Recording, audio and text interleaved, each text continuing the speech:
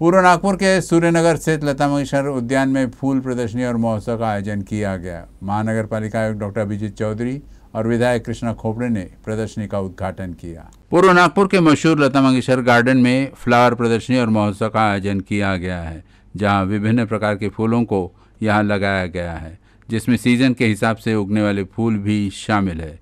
इसी के साथ अधिक सुंदर दिखाई देने के लिए लाइटिंग भी की गई है, जो रात में बेहद खूबसूरत दिखाई देता है। आज रविवार 11 फरवरी से शुरू हुआ फूल महोत्सव 13 फरवरी तक चलेगा। आपल्या या सूर्यनगरच्या मैदानामध्ये लगभग 1995 रोजी या लता मंगेशकर गार्डनची नीव ठेवण्यात आली। नागपूर सुधार पन्नासनी या गार्डनले पूर्णपणे डेव्हलप केलं आणि 2002 मध्ये याची सुरुवात झाली आणि त्यानंतर कालांतराने हा गार्डन इतका सुंदर बढिया गार्डन हा झाला आणि नंतर पुन्हा हा महानगरपालिकेला आता हा गार्डन हस्तांतरित झाला आहे आणि आज कमिशनर साहेब आणि संबंधित अधिकाऱ्यांनी आणि आमच्या सगळ्या नगरसेवकांनी मिळून लोकांनी मिळून हे नागपूर शहरातलं एक सुंदर गार्डन व्हावं त्या दृष्टिकोनातून सगळेच प्रयत्न या ठिकाणी केला आहे।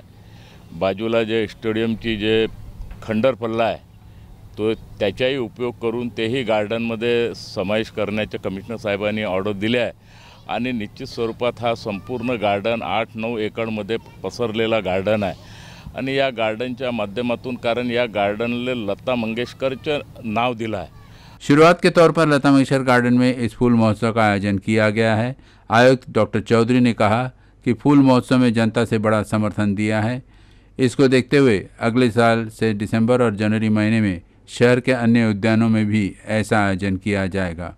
इसी के साथ आयुक्त ने नागरिकों से ज़्यादा संख्या में आकर प्रदर्शनी देखने का आह्वान किया है। आज नागपूर महानगरपालिकेच्या वतीने लता मंगेशकर गार्डन जे आहे आपलं त्या ठिकाणी पुष्पोत्सव जो आहे तो आपण सुरू केलेला आहे। 11 फेब्रुवारी ते 14 फेब्रुवारी हा आपला जो आहे पुष्पोत्सव आपण इथे घेणार आहोत।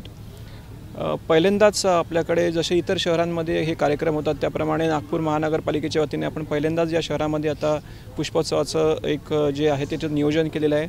अतिशय सुंदर असे काही सीजनल फ्लावर्स असतील, इतर काही ज्या हे आहेत लाइटिंग्स असतील, अशा प्रकारची आपण सुविधा इथे नागरिकांना उपलब्ध करून दिलेली आहे।